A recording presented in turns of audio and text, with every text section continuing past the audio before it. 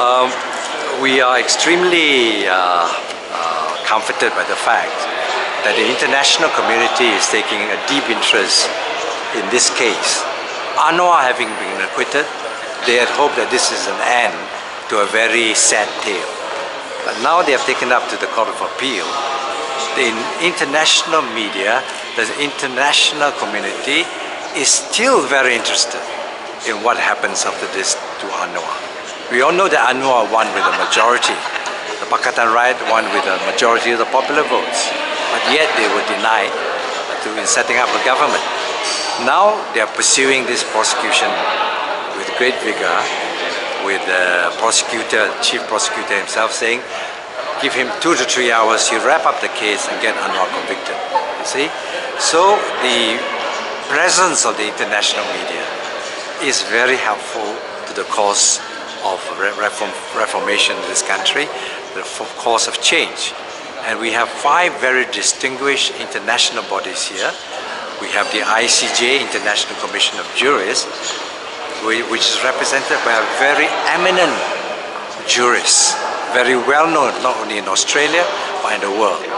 First woman to be appointed to the Federal Court in Australia, the first Australian to be appointed to the United Nations Human Rights Committee, very distinguished personality with a very esteemed career path as a jurist.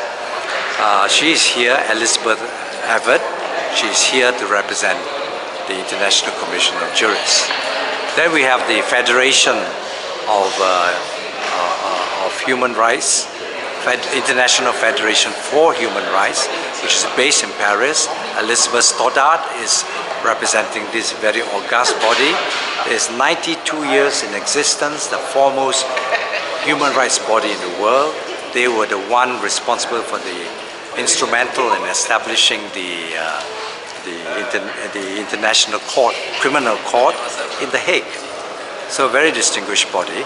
And number 3, Law Asia, which is of judges and lawyers of the Asia Pacific.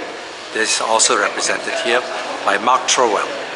Mark is also representing the International Parliamentary Union, which represents 162 parliaments in the world. They are here to observe what is going to happen.